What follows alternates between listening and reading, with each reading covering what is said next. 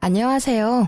집신도 짝이 있고 결혼할 인연도 따로 있다는 옛말이 있듯이 이혼할 사람들도 따로 있나 봅니다. 저는 현재 30대 후반의 여성으로 이혼한 지는 이미 꽤 시간이 흘렀어요. 가끔씩 제 옛날 이혼 이야기를 떠올려 보면 이제는 화가 나거나 열불이 나지는 않아요. 이혼 초반에는 떠올리는 것마저도 스트레스라 매일을 명상과 요가로 잡념을 떨쳐내는 데 쓰곤 했죠. 저에게 첫 결혼은 마치 폭풍 같은 것이었어요. 만난 지 6개월 만에 결혼하고 6개월 만에 이혼했으니까요. 그게 가능했던 이유는 저희가 친정아버지의 중매, 맞선으로 만난 사이였기 때문이에요. 요즘에는 맞선 같은 걸 잘 보지는 않지만 저희 아버지는 생각이 좀 옛날 분이시라 좋은 혼처가 있으면 무턱대고 저희 두 자매에게 붙여주려고 했거든요. 저는 생각보다 수동적인 사람이라 중매나 맞선, 소개팅이 그렇게 거부감이 있는 사람은 아니었거든요. 저와 남편이 처음 만날 날은 봄에서 여름으로 넘어가는 꽃피는 계절이었어요. 남편의 직업은 의사였고 저는 일반 회사원이었죠. 아버지는 병원에서 남편을 보고는 결혼하지 않은 걸 확인하고 딸과 맞선을 보라고 권했고 남편이 그에 응해 맞선 자리에 나오게 된 거죠. 어지간히도 딸을 의사와 결혼시키고 싶었던 모양이었어요. 저희는 생각보다 많은 이야기를 나누었고 무엇보다 남편의 적극적인 구애로 만난 지 6개월 만에 결혼을 하게 됐어요. 친구들은 1년을 만나봐야 된다고 말했지만 남편과 아버지는 빨리 결혼하라고 부추기는 바람에 빨리 결혼하게 된 거죠. 시댁은 시골에서 농사를 짓고 계셨기에 남편 결혼에 도움을 주실 수 없는 상황이었고 남편은 개원을 앞두고 있어 모아둔 돈도 모조리 다 쓴 상황이었어요. 그래서 어쩔 수 없이 그 당시 제가 살고 있던 아버지 명의의 집에서 신혼살림을 차리게 됐어요. 그때 아버지는 의사 사위를 갖게 해준 저에게 그 아파트 명의를 제게 이전해 주셨어요. 그런데 결혼 전 딱 한 가지 걱정되는 게 있었어요. 남편의 비싼 물건에 대한 애정이요. 사치와 낭비라고 하면 좀 너무할지도 모르지만 제 눈에는 그렇게 보이더라고요. 지금 당장 돈도 없는데 엄청 고가의 물건을 사들이지를 않나? 무조건 좋은 걸 사야 한다고 하지를 않나? 저는 솔직히 일반 회사원으로 일했기 때문에 생각보다 소비 규모가 작은 편이었는데 남편은 그렇지 않더라고요. 빚뿐인데도 돈을 펑펑 쓰는 남편이 불안했지만 그 당시에는 알아서 잘 조절할 거라는 생각을 했어요. 혹시라도 조절이 되지 않으면 내가 조절해주면 될 거라는 오만한 생각까지 했었죠. 저희 결혼에 문제가 생긴 건 결혼식 바로 전날이었어요. 그날 남편에게 오래 사귀었던 여자가 있었다는 걸 알게 됐죠. 솔직히 예전 여친이 없었을 거라는 생각은 안 해요. 제가 첫 여자라는 웃기지도 않는 착각을 하는 것도 아니고요. 정상적인 성인 남자가 30대 초반에 첫 연애를 한다는 건 아무리 봐도 이상한 일이잖아요. 당연히 남편에게도 사귀던 여자가 있을 거라는 생각은 했는데 이건 시기가 문제였어요. 제가 그 여친의 존재를 알게 된 건 남편이 찍어준 제 웨딩드레스 사진을 보던 도중이었어요. 제게 폰을 맡기고 화장실을 가는 남편을 보며 저는 신나게 제가 입었던 드레스를 보고 있었어요. 그런데 손가락을 잘못 누르는 바람에 사진 휴지통으로 들어가게 되고 그 휴지통 안에 웬 젊은 여자의 셀카 사진이 있는 걸 발견했어요.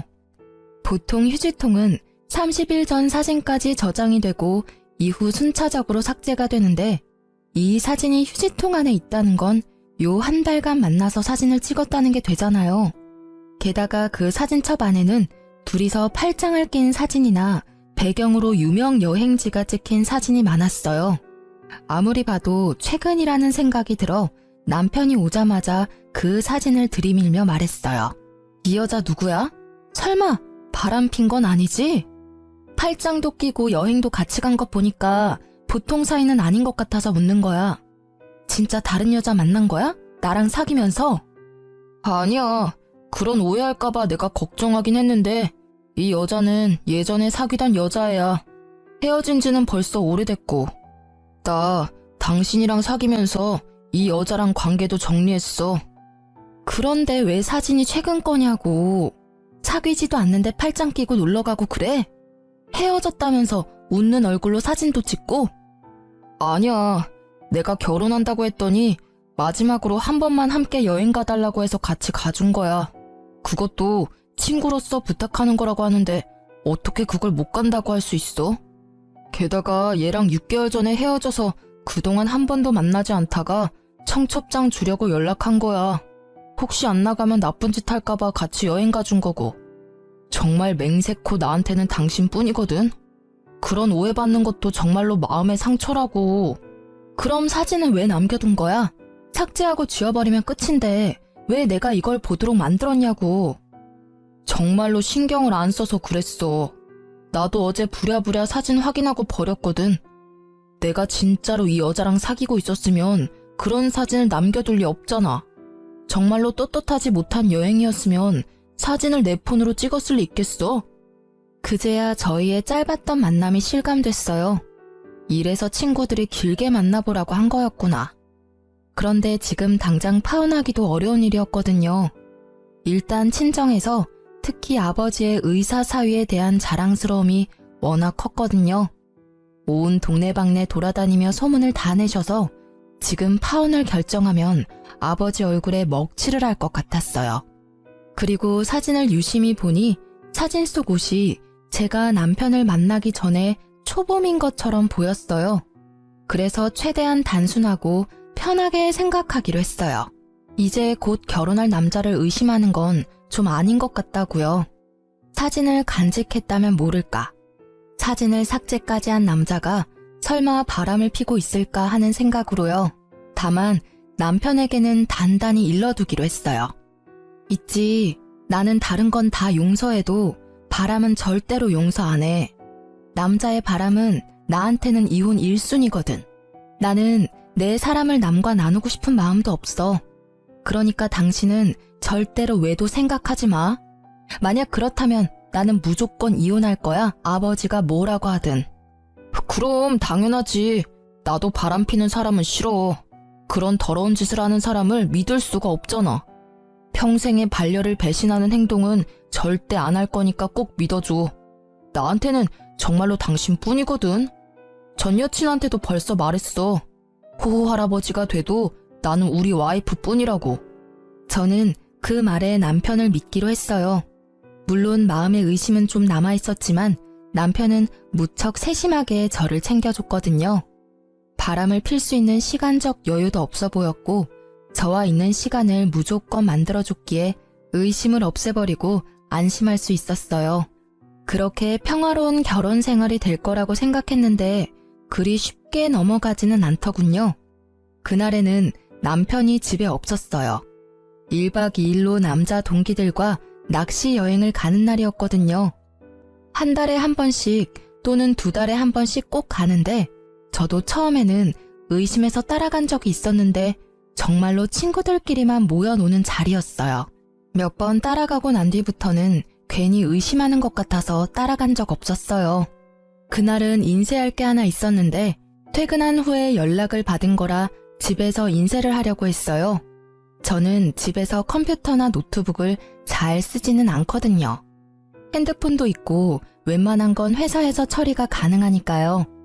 그래서 신혼집에 있는 컴퓨터는 남편이 가끔 일을 하거나 자료를 찾거나 게임을 할 때 사용하곤 해요. 컴퓨터가 잠겨져 있지 않아서 정말 아무 생각 없이 남편 컴퓨터를 열고 자료를 다운받았어요. 그런데 다운받은 자료가 없더라고요. 어딜 갔는지 모르고 이래저래 뒤지다가 메모장으로 된 파일을 모두 열어보게 됐죠. 그러다가 발견한 거예요. 남편의 카톡 대화 내용이 저장된 문서. 얼마 전 남편은 새로운 폰으로 바꿨는데 그때 이걸 백업하느라 컴퓨터에 저장해둔 대화 내용인 듯 보였어요. 상대방 이름은 동기 춘식이로 되어 있었는데 생각 없이 내용을 훑다가 저는 눈알이 돌아가는 줄 알았어요. 그 대화의 주인공은 춘식이가 아니었어요. 당연히 남자일 거라고 생각했던 대화의 주인공은 여성이었죠. 그걸 대화만으로 어떻게 알았냐고요? 당연히 알 수밖에요. 남편이 동성애자가 아닌 이상 남자를 자기야라고 부를 리가 없을 것이며 무엇보다도 구두나 백, 화장품을 요구하는 대화가 가득했으니까요. 그것뿐이라면 차라리 다행이죠. 그 대화 내용 중간중간에는 사진이라고만 적혀있는 곳이 있었는데 실제 사진은 없었어요. 그런데 그 사진 아래 위로 적힌 글들이 너무 적나라했어요. 두 사람이 어디까지 가까운 사이인지를 말해주는 문장으로 가득했거든요. 요즘 폼이 좋네? 몸매 관리 중이야? 이런 품평 같은 대화는 물론 방금 보고 왔는데 또 보고 싶어 같은 대화. 심지어는 지금 와이프는 여자로서 매력이 1도 없어서 그냥 그 여자 재산 때문에 잠시 살아주는 것뿐이야. 지금은 내가 쓰는 돈 다 대주니까 참고 사는 거지. 얼굴도 볼 것 없고 주부로도 빵점인 여자야. 그나마 돈이 많은 게 장점이지. 이 정도로 빡치는 내용도 있었어요. 둘의 마지막 대화는 말이죠. 자리가 잡히고 개혼할 때 진빚 다 갚고 나면 와이프랑 헤어지고 당신이랑 살 거야. 그때 되면 빚도 없을 거고 돈 잘 버는 의사 되어 있을 테니까 조금만 참고 기다려줘. 이게 그 대화의 마지막이었네요. 저는 그 대화 내용을 보는데 눈앞이 깜깜해지는 게 곧 졸도할 것 같더라고요. 손을 벌벌 떨면서도 정신을 애써 부여잡으며 그 메모장을 복사해서 제 폰으로 보냈어요. 혹시 몰라서 제 모든 흔적을 다 삭제하고 모른 척 했어요. 물론 이 대화 내용도 증거가 되겠지만 확실한 증거를 잡으려고 생각했거든요. 남편이 중간에 그걸 알아차리고 선수 칠 수도 있잖아요. 남편을 기다리는 시간은 정말 너무 고통스러운 시간이었어요. 화가 났다가 울기도 하고 내가 뭘 잘못했나 싶은 생각까지 들었죠. 그리고 남편이 도착했을 때 남편의 손에는 제가 좋아하는 꽃과 간식이 들려 있었어요. 그걸 보고 저는 화가 더 났어요. 제 비위를 맞춰 돈이나 뜯어내려는 이 남자를 지금 당장 내쳐버리고 싶었어요. 당장이라도 그 여자가 누구냐고 물으려고 했는데 아주 잠깐 그런 생각이 들었어요. 내가 이혼해주면 나랑 헤어지고 그 여자랑 잘 살겠지? 하는 생각이요. 이번에 내게 진실을 말하고 용서를 구한다면 그 여자와 모든 관계만 끊어준다면 나중에 후회할지라도 지금 딱 한 번만 눈 감아주기로 생각했죠. 요즘 많이 바쁜 것 같네. 혹시 나 놔두고 바람 피는 건 아니지? 나한테 이렇게 잘해주는데도 당신 너무 바쁘니까 걱정되고 그래. 그 말을 꺼내고도 마음속으로는 제발 미안하다고 이야기해주길 바라는 제가 있었어요. 그럴 일 없어. 자기가 요즘 예민한 거야. 나한테는 당신뿐이니까 걱정하지 마. 알았지?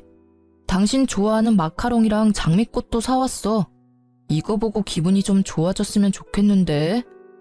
궁금한 게 하나 있는데 당신은 나 어디가 좋아서 결혼하자고 한 거야? 특별히 예쁜 것도 아니고 음식을 잘하는 것도 아니고. 어디가 좋냐니. 난 당신이 상냥한 게 좋아. 내가 가끔씩 하는 어려운 부탁이나 요구도 다 들어주잖아. 이렇게 한 달에 한 번 친구랑 1박으로 놀러 갈 수 있는 남편은 거의 없지. 안 그래? 당신이 착해서 내가 이렇게 복에 겨운 생활을 하는 거니까. 그 이야기에 저는 그때의 대화가 생각났어요. 그리고 이 남자의 말에 담긴 진심을 읽을 수 있었죠. 착하다? 그건 멍청하다는 뜻인 거예요. 아무것도 모르고 돈만 대주는 바보 같은 년이라는 뜻. 난 착한 사람 아닌데? 왜 당신이 그렇게 생각했는지 모르겠네. 아, 내가 자기 신용카드 금액 모자랄 때마다 보태줘서 그렇구나? 그것만 있는 건 아니지만 그런 것도 도움은 되지. 다른 게 더 많아.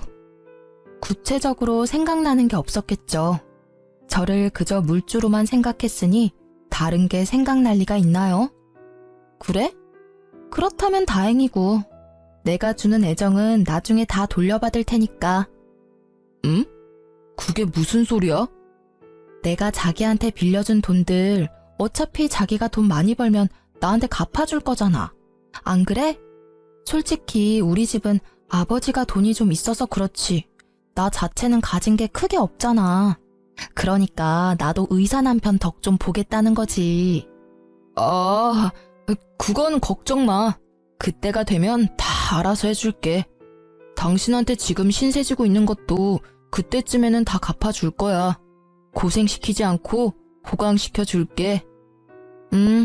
아버지도 의사 사위 좋아하셔. 나중에 아버지가 가진 재산도 동생이랑 나랑 반반 나누는 거 알지? 얼마 전에 회갑 앞두시고 재산 정리하시는데 생각보다 많으시더라고.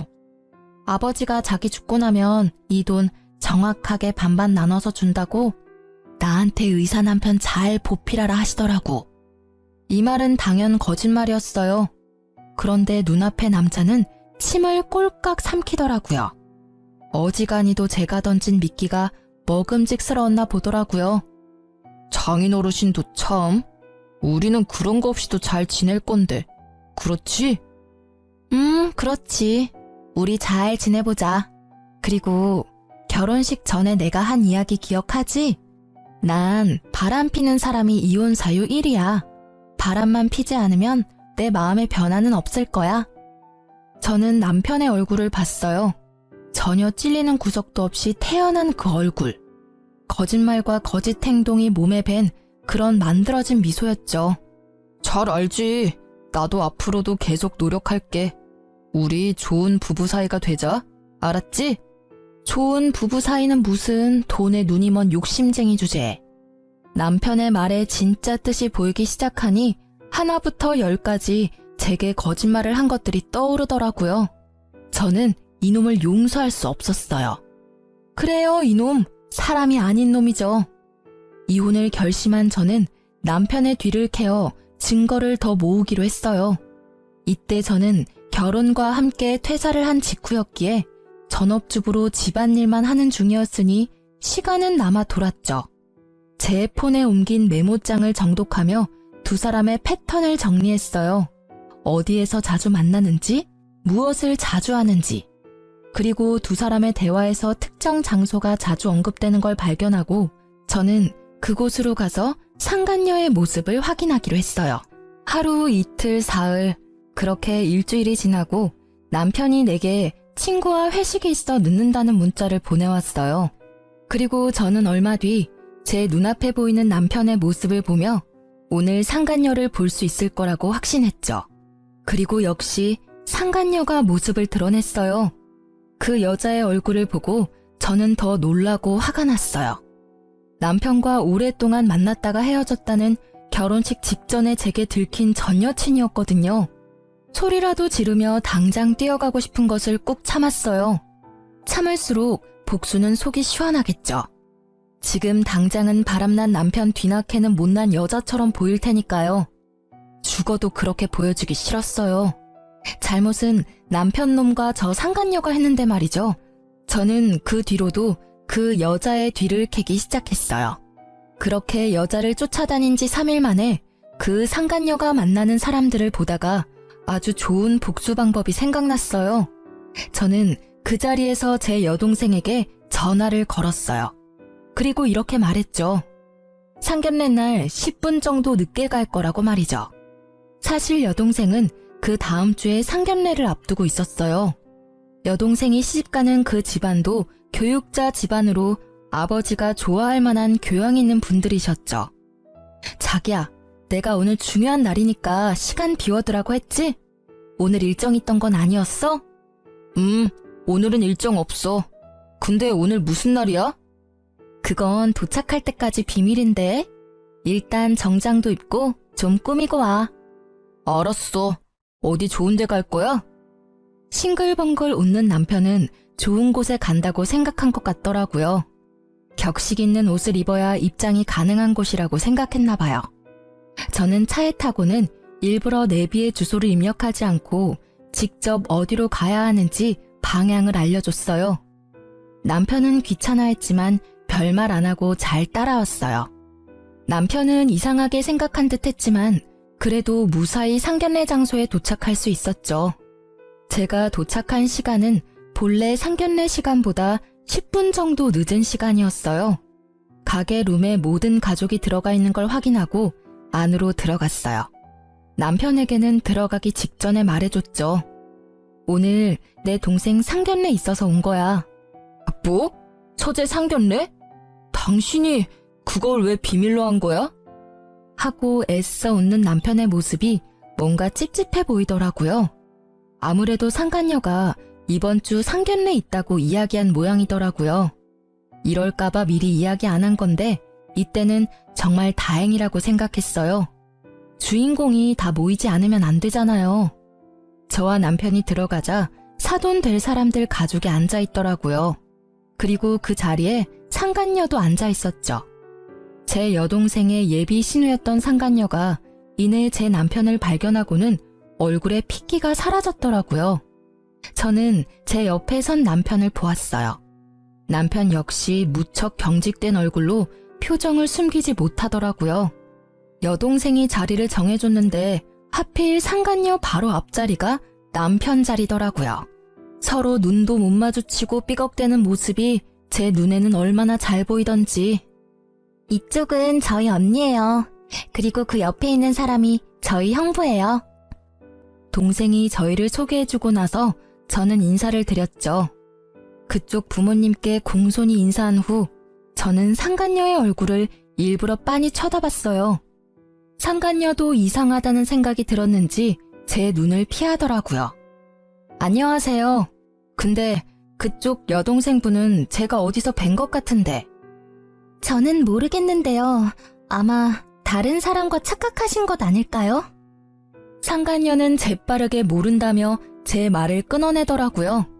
저는 웃으며 답했어요. 저도 직접 뵌 적은 없어요. 그런데 사진으로 한번 본 적은 있네요. 몇 개월 전에 본 거라 긴가민가 하긴 한데 아마 제가 생각하는 그분이 맞는 것 같아요.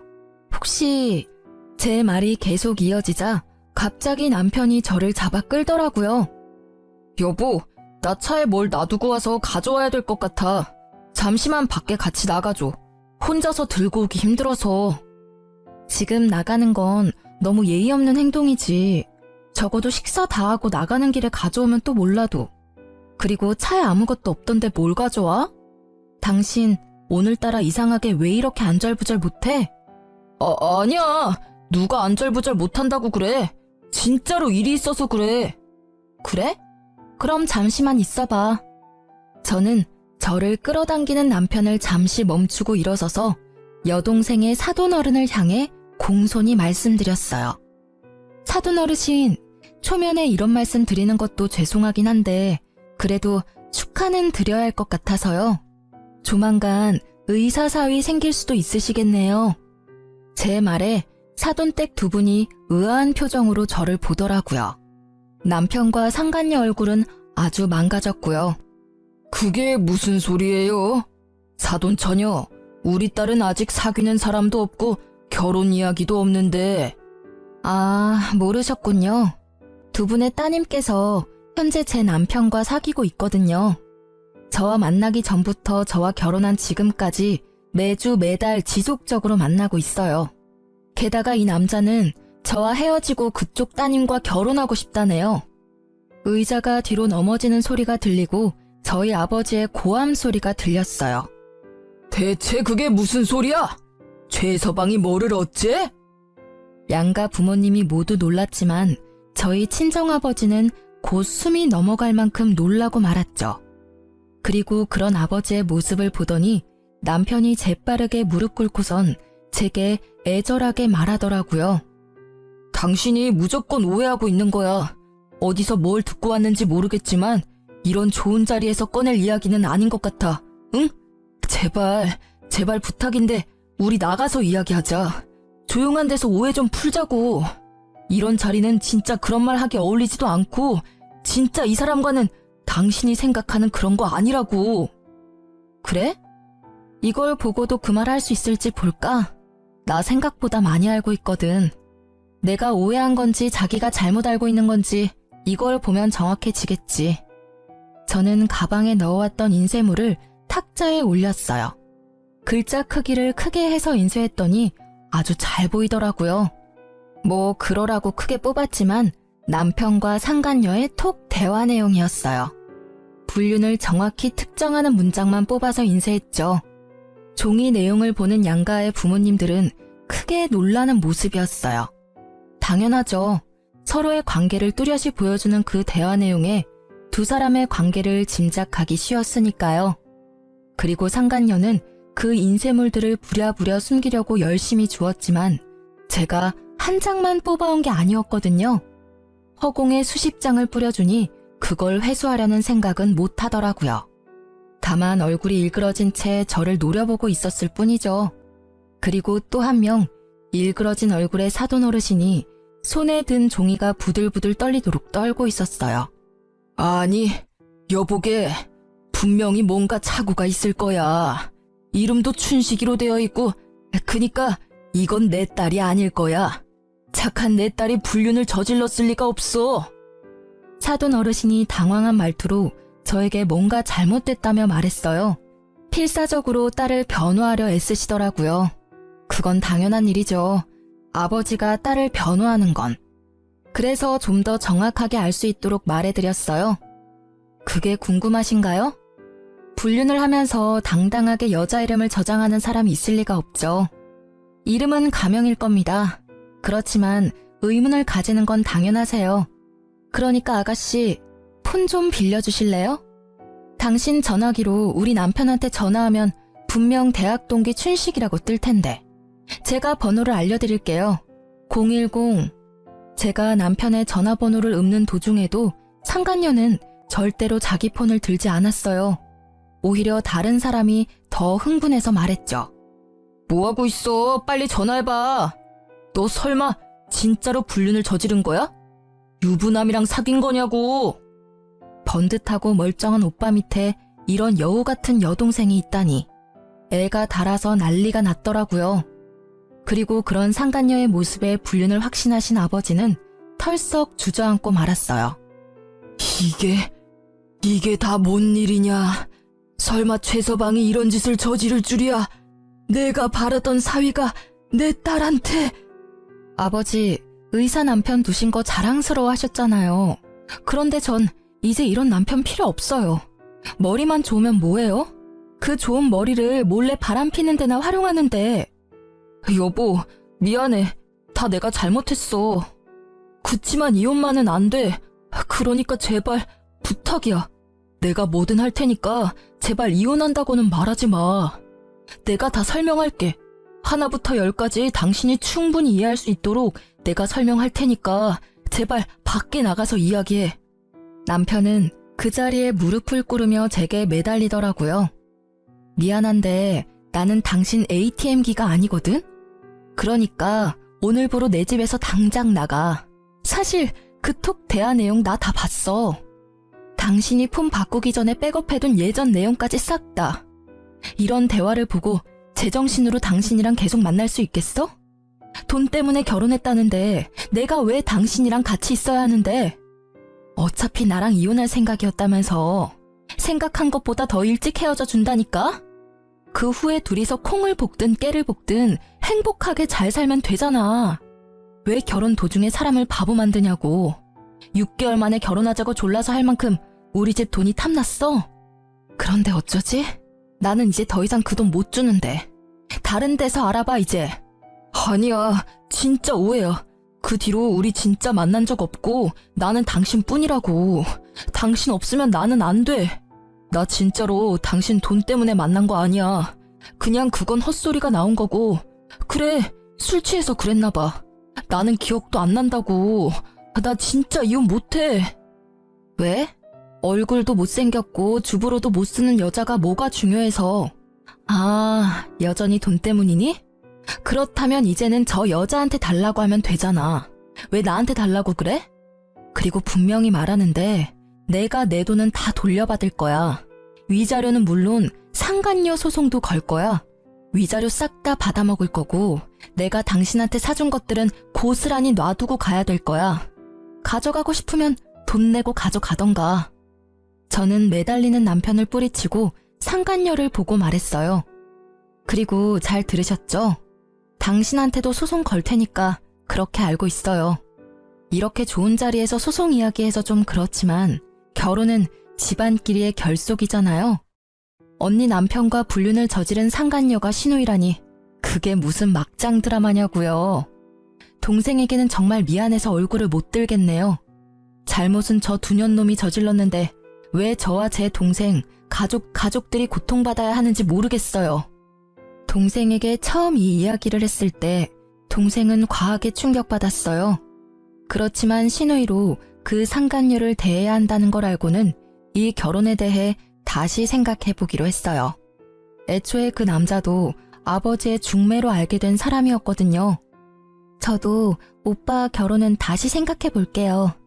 교육자 집안이라고 해서 다들 훌륭한 분들이라고 생각했는데 상간녀를 신우이로 모셔야 하는 상황이라면 누구라도 싫지 않을까요? 그것도 언니의 가족을 깬 장본인인데. 동생이 결혼을 하지 않겠다고 말하자마자 친정아버지가 버럭 소리쳤어요. 야, 이 괘씸한 놈아! 내 돈 내놔! 개원할 때 나한테 빌린 돈 당장 개원해! 이 사기꾼 놈아! 감히 내 딸을 두고 바람을 폈어? 게다가 내가 맞선을 이야기할 때도 둘이 사귀고 있었다고? 내가 내 손으로 딸 인생을 망쳐버렸어. 그 책임 어떻게 질 거냐? 어떻게 질 거냐고! 아버님, 제발 진정하세요. 제가 다 잘못했습니다. 그러니 한 번만 봐주세요. 앞으로는 속죄하는 마음으로 와이프에게 충성을 다해서. 말이나 못하면 밉지는 않지. 너 같으면 진정하게 생겼냐? 넌 내 딸만 속인 게 아니라 우리까지 속인 거야. 그래놓고 뭐? 충성? 아주 거짓말이 입에 붙은 놈이구만. 사기꾼 주제에 우리 딸을 돈 뽑는 기계로 생각했다고? 그 돈으로 저 여자랑 놀러나 다닌 거야? 너 같은 놈한테는 단돈 1원도 아까워. 내가 줬던 돈 다 돌려주지 않으면 너 일할 때마다 찾아가서 돈 갚으라고 시위할 거야. 저는 저보다 더 흥분한 아버지를 말리느라 힘들었어요. 솔직히 제가 하고 싶은 말들을 아버지가 다 해버리셨거든요. 결국 남편은 아버지에게 빌린 돈 7천만 원에 의원 개원을 명목으로 빌린 대출금 1억 5천까지 고스란히 빚으로 떠안게 됐어요. 게다가 그뿐만이 아니었어요. 이번 달까지 쓴 엄청난 금액의 신용카드 금액에 곧 이혼 소송으로 지불해야 할 위자료도 내야 했죠. 그러니 사색이 되어 있더라고요. 얘야, 뭐라고 말 좀 해봐. 저 사람들 말이 다 사실이냐? 네가 진짜로 유부남이랑 만난 게 맞아? 어떻게 네가 그럴 수가 있어? 우리가 너를 어떻게 키웠는데? 저쪽 집은 저쪽 나름대로 뒤집어졌더라고요. 파혼당한 상간녀의 오빠도 자기 여동생을 추궁하더라고요. 너 때문에 내 인생 망했어. 지금 네가 저지른 일 때문에 내 인생이 얼마나 꼬인 건지 알기나 해? 미치려면 적당히 미쳐야지. 왜 남의 인생에 피해를 주고 난리야? 내가 뭘 잘못했는데? 난 잘못한 거 없어. 내가 먼저 사귀고 있던 남자였다고. 뺏긴 건 저 여자가 아니라 나라고. 그렇게 소리질러 봤자 유부남과 만난 미혼 여성, 그 부분이 변하는 건 아니니까요. 한참 바쁜 그 집 사람들을 놔두고 저희 친정 부모님과 동생은 밖으로 나갔어요. 제가 먼저 내보냈죠. 어차피 이혼은 제가 하는 거고 두 분 부모님이 너무 흥분해서 곧 쓰러질 것처럼 보였거든요. 그 뒤로 제가 밖으로 나오는데 남편이 저를 쫓아 나오더라고요. 여보, 내가 그 여자랑 헤어질게. 맹세코 그 여자랑 더 이상 만나지 않을 테니까 나 버리지 마, 응? 지금은 안 돼. 아직도 정신 못 차렸네. 그럼 헤어지겠다는 소리를 왜 밖에 나와서야 하는 건데? 헤어질 거면 그 여자 있는 자리에서 선언했어야지. 아직까지 그 여자가 신경 쓰이나 봐? 이 상황에서도 참 대단한 사랑이네. 그 여자가 그 헤어지자는 말 들을까봐 신경 쓰는 걸 보니 한 번 속았으면 많이 속은 거야. 두 번 다시는 안 속을 거고 당신이 진짜 그 여자랑 헤어진대도 나는 이제 상관없는 일이야. 우리는 이제 이혼할 거니까. 그리고 당신 얼굴 꼴도 보기 싫으니까 오늘 중으로 집에서 나가줘. 아니면 당신 물건 싹 다 용달차에 실어서 시골에 있는 시댁으로 보내버릴 테니까. 결국 제 으름장에 남편은 불이 나게 집으로 가 자기 물건을 챙기더라고요. 홈캠으로 보니 비싼 물건부터 쭉 쓸어 담는데 저런 본성을 내가 왜 여태까지 몰랐을까 하는 생각만 들었어요. 그리고 이후 전 남편은 연락이 없었어요. 그런데 의외의 사람이 저를 찾아왔더군요. 바로 여동생과 결혼하기로 했던 남자였어요. 상간녀의 오빠요. 그는 상간녀를 데리고 저를 찾아왔어요. 이렇게 찾아와 죄송합니다. 정말로 사죄의 말씀을 드려야 할 것 같아서 동생을 데리고 온 겁니다. 집안에 분란을 일으키게 돼서 죄송하게 생각합니다. 아, 뭐해? 빨리 사과드려. 우습게도 상간녀의 오빠와는 달리 상간녀는 상당히 삐딱한 모습이었어요. 왜 내가 사과해야 해? 그 남자는 내 남자였어. 이 여자가 나중에 와서 내 남자를 돈으로 꼬신 거라고. 게다가 이 여자는 돈만 보고 결혼한 물주였거든? 나만 사랑한다고 했으니 나한테서 남자를 뺏어간 건 이 여자지. 그리고 사과할 마음이 하나도 없어 보였죠. 저는 그 모습이 오히려 웃겼어요. 두 분 여기 왜 오신 건지는 모르겠지만 저는 이제 아무렇지 않아요. 저희는 이혼하기로 했으니까 당신은 제 전 남편과 잘 만나시면 될 것 같네요. 그런데 그 남자 지금 한 푼도 없어요. 말 그대로 빈털털이죠. 저한테 다 털린 데다가 이번에 위자료도 내야 하거든요. 뭐 제가 불륜 피해자들 이야기를 들어보니 남편이 바람을 피면 상간녀 소송비를 남편이 대주기도 한다는데 그럴 돈은 없을 거예요. 그럴 돈 있으면 저희 아버지한테 빚부터 갚아야 할 테니까요. 상관없어. 어차피 자기 병원 가진 의사라 그 정도 돈쯤 금방 벌거든? 그러니까 오빠, 왜 날 여기로 데려와서 사람 짜증나게 하는 건데. 아빠도 그래. 의사 사위 두는 걸 남들이 얼마나 부러워하는데 칭찬은 못 해줄 망정. 그렇죠. 의사 돈 많이 벌어요. 그런데 그 사람 개원하느라 은행에서 1억 5천 빌렸고요. 저희 아버지한테는 7천만 원을 빌렸고 저한테도 2천 정도 더 빌렸어요. 그리고 유책 배우자라서 위자료도 상당히 나올 거고. 그 빚 청산하려면 1년 안에 결혼은 좀 힘들지 않을까요? 집을 팔면 되잖아. 그 남자 집이 평수도 넓고 꽤 노른자 땅에 있어서 돈이 된다고. 아, 그 집이요? 그 집을 자기 집이라고 했나 봐요? 그런데 어쩌죠? 그건 제 아버지 거였고 지금은 제 명의로 되어 있거든요. 결혼 전부터 아버지 명의였으니 그건 재산 분할에 들어가지는 않을 거예요. 그리고 아실지는 모르겠는데 그 남자 씀씀이가 좀 해퍼요. 이제까지는 제가 신용카드 값을 많이 메워줬는데 지금부터는 당신이 그 일을 해주셔야겠네요. 저번 달 건 카드빚이 거의 2천만 원이던데. 뭐 사랑한다면 그 정도 돈쯤 내줄 수 있죠. 안 그래요? 제 말이 계속될수록 상간녀의 얼굴은 하얗게 질려가기 시작했고 결국 마지막에는 그렇게 제잘거리던 입에서 아무 말도 나오지 않더라고요. 그리고 상간녀 오빠는 그 와중에 저에게 어필하더라고요. 이 못난이는 제가 교육을 잘 시킬게요. 그러니까 제발 제 결혼을 어떻게든 되돌려줬으면 좋겠어요. 솔직히 저는 아무 문제가 없는데 동생 때문에 이렇게 된 게 너무 억울하잖아요. 그쪽 말씀도 이해는 가요. 그치만 저희 아버지가 워낙 지금 이 사태에 분노를 하셔서요. 상간녀 당신이 호적파이고 남이 되지 않는 이상 제 여동생과의 결혼은 아마 불가능할 거예요. 남이 되더라도 이미 서로 간에 안 좋은 이미지만 쌓여서 그쪽 부모님들도 저희와 다시 연을 맺고 싶지 않으실 거예요. 저는 상간녀의 오빠에게 그렇게 말해줄 수밖에 없었어요. 이 남자가 제 여동생을 더 많이 좋아한 듯 보였어요. 그치만 어쩌겠어요? 가족을 잘 만나는 것도 복인데. 저는 헬쓱한 얼굴의 상간녀에게 아주 친절하게 말해줬어요. 상간녀님, 참 좋으시겠어요? 그렇게 사랑에 맞지 않는 남자와 다시 결혼할 수 있는 기회가 생겼잖아요. 그치만 그 사람에게 빚이 많으니까 그 빚 다 갚을 때까지 힘들게 살다가 결혼하시면 될 것 같네요. 근데 또 모르죠?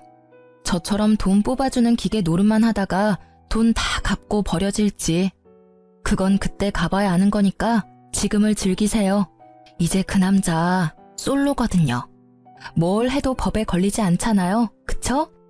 제 말에 상간녀는 기분이 상한 듯 자리를 박차고 나가고 상간녀의 오빠도 부랴부랴 동생을 따라 나가더군요. 그 이후로 두 사람에게서 연락은 없었지만 나중에 들은 소문으로는 상간녀는 집에서 의절당하고 다른 지방으로 이사 갔다고 하더라고요. 그리고 1년쯤 지났을까? 백화점에 갔다가 우연히 전 남편과 마주친 적이 있어요. 여전히 비싼 브랜드만 골라서 구경하고 있더라고요. 제 버릇 남 못 준다는 말 틀린 거 하나 없어요. 아직 저와 아버지 빚을 다 갚지도 못한 주제에 고가의 물건을 사는 버릇은 고치지 못했더라고요. 일부러 다가가 아는 체 했어요. 이런 곳에서 다 보네? 잘 지냈어? 그랬더니 제가 들고 있는 봉투부터 보더라고요. 결혼 시절 전 남편이 갖고 싶다며 노래를 부르던 그 고가의 시계였거든요. 어머, 이런 데서 만나네? 잘 지내? 아, 이거 역시 알아보네. 1년 전이었으면 당신 것이 됐을지도 모를 시계야. 지금 재혼한 남편 생일 선물이거든. 뭐? 1년 만에 벌써 재혼? 너 설마 나 만나고 있던 동안 바람 폈어? 맞바람이면 나만 이런 고생하는 건 좀 아니지 않아? 미안하지만 맞바람은 아니야. 당신이 오해하는 것도 이해해. 솔직히 나는 당신한테 너무 당해서 다신 결혼 못할 줄 알았거든. 근데 내 짝은 다른 데 있었더라고. 그런데 상간녀랑은 잘 지내? 그쪽은 이미 헤어진 지 오래야. 상간녀 소송비 못 내준다고 하니까 헤어지자더라. 너 그 여자한테 뭐라고 말했어? 뭐 사실을 말했을 뿐이지. 당신이 이룬 것 중에 뭐 하나 당신 힘으로 이룬 게 없다는 거 말야. 빚이 그렇게 많다는 게 헤어진 이유 중에 하나라면 이해는 해. 일반인들이 감당하기엔 확실히 큰 금액이잖아. 이렇게 이혼하고 보니 정말 다행이라는 생각이 들더라. 그리고 네가 이렇게 힘들게 사는 걸 보니 너무 기쁘고. 이혼한 뒤로 사람 많이 변했네. 그런 이야기도 할 줄 알고. 다른 사람의 불행을 자기 행복처럼 여겨도 되는 거야? 그리고 외도라고 해봐야 딱 한 번이었잖아. 외도 한 번에 이혼당했다고 하면 어디 가서 웃음거리밖에 안 된다고. 그만큼 당신이 날 믿지 못하고 사랑하지 못한 거지. 웃기시네. 외도는 한 번뿐이었지만 그동안 나한테 해온 거짓말은 하나가 아니었으니까. 얼마나 많은 거짓말을 하면서 얼마나 많은 시간을 속였을까 생각하면 지금도 겨우 가라앉힌 화가 끓어오를 것 같거든? 결국 제 말에 아무 말도 못하고 전 남편이 먼저 자리를 뜨더라고요. 하긴 지가 할 말이 뭐가 있겠어요. 할 수 있는 말이 없을 텐데. 게다가 그렇게 사치 때문에 피를 봤으면서 여전히 비싼 브랜드만 둘러보러 다니는 전 남편을 보니 이혼한 게 잘된 일이었다는 생각이 더 들었어요. 솔직히 이혼 후에 제가 언제나 즐겁고 개운한 마음이었던 건 아니에요. 힘들고 적적한 시기가 있었죠. 그렇지만 평소에 자주 연락하는 동네 소꿉친구랑 이혼을 계기로 자주 만나게 됐거든요. 나중에 알고 보니 그 친구는 저를 좋아했는데 제가 생각보다 빨리 결혼하는 바람에 저를 향한 마음을 접었다고 하더라고요. 그렇지만 이혼 후에 고생으로 몸과 마음이 너덜너덜해진 절 보고 위로해주러 왔다가 제게 고백해 오더라고요. 저는 저만을 꾸준히 바라봐준 그 친구의 모습에 그 사람과 재혼을 결심했어요. 이혼한 지 1년도 되지 않은데 재혼을 결심하는 건 힘들었지만 그만큼 그 사람의 진심을 소중히 여긴 결과였어요. 이혼 소송 끝나고 바로 혼인신고도 했고요. 재혼한 사람은 의사처럼 돈 많이 벌고 사회적으로 유망한 직업은 아니지만 무엇보다 성실하고 책임감 있는 저만을 바라봐주는 듬직한 사람이에요. 제 이혼 후에 아버지는 조건이 그리 중요하지 않다는 걸 절실히 깨달으신 것 같았어요. 물론 서로 조건이 맞으면 정말 좋겠지만 욕심을 너무 부리다 보면 나중에 저처럼 피 볼 일이 생길 수도 있으니까요. 아버지가 의사 사위를 원하지 않았다면 이런 일이 벌어지지 않았을 수도 있고 제가 이 남자를 만나지 않았을 수도 있죠. 그리고 요즘에는 무엇보다 부부 사이에는 신뢰와 사랑이 그 무엇보다 중요하다고 생각하게 됐어요. 저에게는 소중한 경험이자 두 번 다시 겪고 싶지 않은 경험이지만 이런 사람, 이런 사연도 있다는 걸 모두와 나누고 싶어서 긴 글을 써봤어요. 제 사연을 읽어주셔서 감사합니다.